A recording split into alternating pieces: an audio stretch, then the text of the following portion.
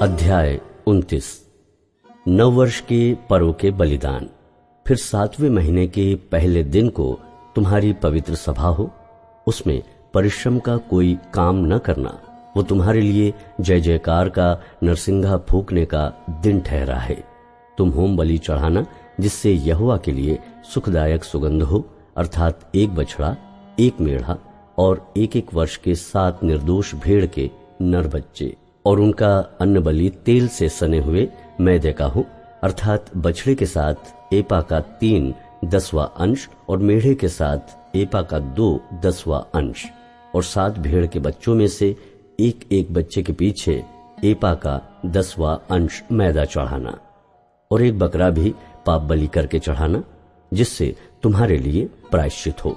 इन सबों से अधिक नए चांद का होम बलि और उसका अन्न बलि, और नित्य होम बलि और उसका अन्न बलि, और उन सबों के अर्थ भी उनके नियम के अनुसार सुखदायक सुगंध देने के लिए यहोवा का हव्य करके चढ़ाना। प्रायश्चित के दिन के बलिदान। फिर उसी 7वें महीने के 10वें दिन को तुम्हारी पवित्र सभा हो।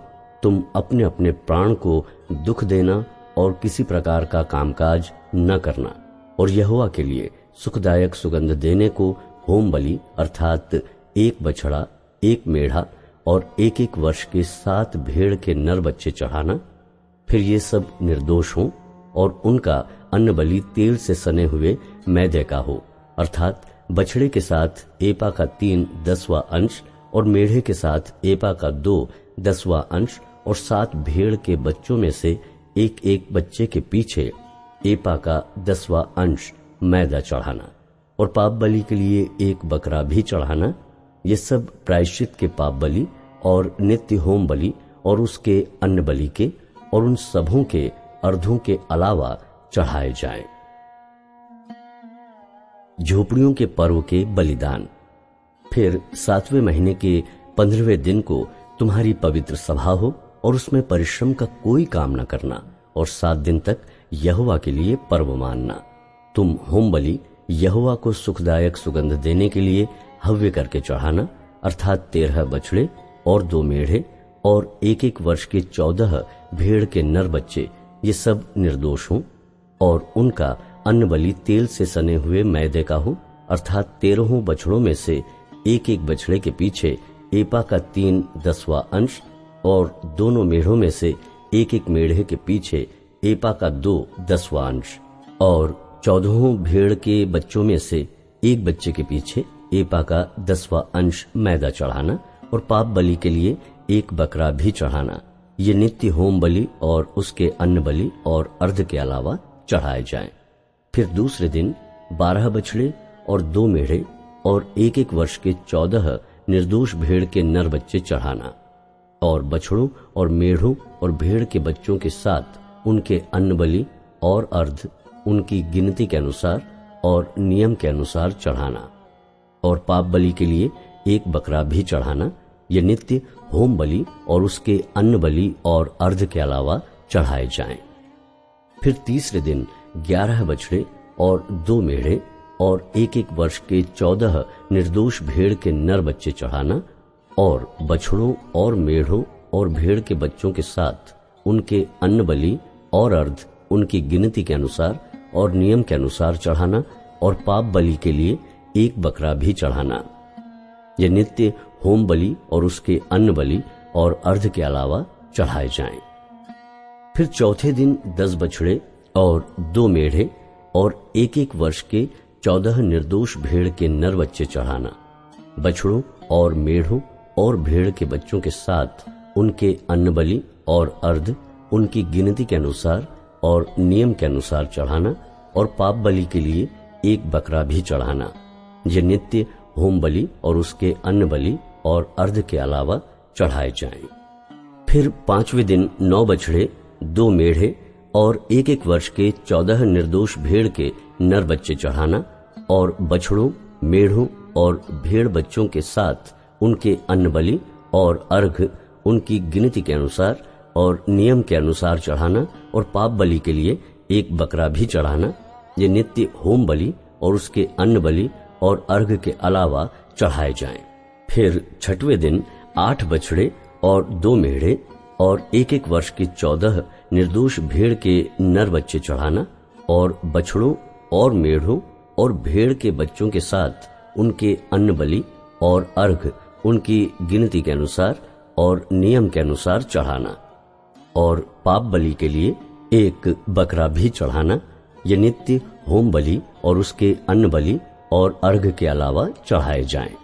फिर 7वें दिन 7 बछड़े और 2 मेढ़े और 1-1 वर्ष के 14 निर्दोष भेड़ के नर बच्चे चढ़ाना, और बछड़ों और मेढ़ों और भेड़ के बच्चों के साथ उनके अन्न बलि अर्घ उनकी गिनती के अनुसार और नियम के अनुसार चढ़ाना। और पाप बलि के लिए एक बकरा भी चढ़ाना। ये नित्य होम बलि और उसके अन्न बलि और अर्घ के अलावा चढ़ाए जाएं। फिर 8वें दिन तुम्हारी एक महासभा हो, उसमें परिश्रम का कोई काम न करना, और उसमें होम बलि यहोवा को सुखदायक सुगंध देने के लिए हव्य करके चढ़ाना। वो 1 बछड़े और 1 मेढ़े और 1-1 वर्ष के 7 निर्दोष भेड़ के नर बच्चों का हो।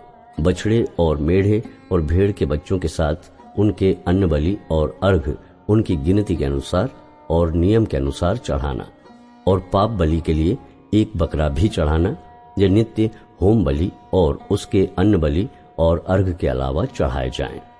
अपनी मन्नतों और स्वेच्छा बलियों के अलावा अपने अपने नियत समयों में ये ही होम बलि, अन्न बलि, अर्घ और मेल बलि यहोवा के लिए चढ़ाना।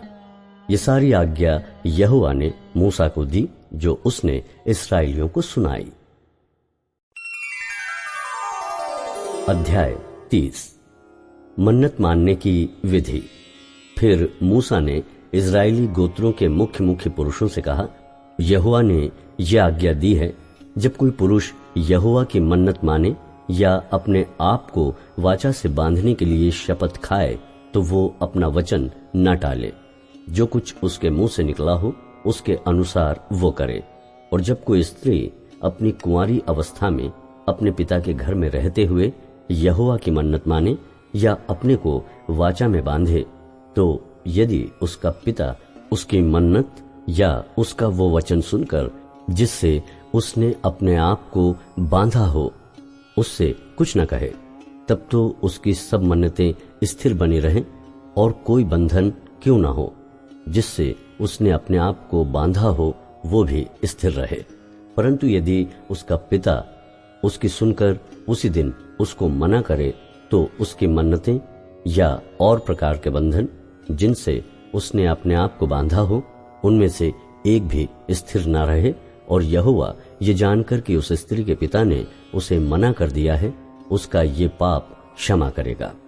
फिर यदि वो पिता के अधीन हो और मन्नत माने या बिना सोच विचार किए ऐसा कुछ कहे जिससे वो बंधन में पड़े, और यदि उसका पति सुनकर उस दिन उससे कुछ न कहे, तब तो उसकी मन्नतें स्थिर रहे और जिन बंधनों से उसने अपने आप को बांधा हो वो भी स्थिर रहे। परंतु यदि उसका पति सुनकर उसी दिन उसे मना कर दे, तो जो मन्नत उसने मानी है और जो बात बिना सोच विचार किए कहने से उसने अपने आप को वाचा से बांधा हो वो टूट जाएगी और यहोवा उस स्त्री का पाप क्षमा करेगा। फिर विधवा या त्यागी हुई स्त्री की मन्नत या किसी प्रकार की वाचा का बंधन क्यों न हो जिससे उसने अपने आप को बांधा हो, तो वो स्थिर ही रहे। फिर यदि कोई स्त्री अपने पति के घर में रहते मन्नत माने या शपथ खाकर अपने आप को बांधे और उसका पति सुनकर कुछ न कहे और न उसे मना करे, तब तो उसकी सब मन्नतें स्थिर बनी रहें और हर एक बंधन क्यों ना हो जिससे उसने अपने आप को बांधा हो वो स्थिर रहे। परंतु यदि उसका पति उसकी मन्नत आदि सुनकर उसी दिन पूरी रीति से तोड़ दे, तो उसकी मन्नतें आदि जो कुछ उसके मुंह से अपने बंधन के विषय में निकला हो उसमें से एक बात भी स्थिर न रहे। उसके पति ने सब तोड़ दिया है, इसलिए यहोवा उस स्त्री का वो पाप क्षमा करेगा। कोई भी मन्नत या शपथ क्यों ना हो जिससे उस स्त्री ने अपने जीव को दुख देने की वाचा बांधी हो, उसको उसका पति चाहे तो दृढ़ करे और चाहे तो तोड़े। अर्थात यदि उसका पति दिन प्रतिदिन उससे कुछ भी ना कहे, तो वो उसकी सब मन्नतें आदि बंधनों को जिनसे वो बंधी हो दृढ़ कर देता है उसने उनको दृढ़ किया है, क्योंकि सुनने के दिन उसने कुछ नहीं कहा, और यदि वो उन्हें सुनकर पीछे तोड़ दे तो अपने स्त्री के अधर्म का भार वही उठाएगा।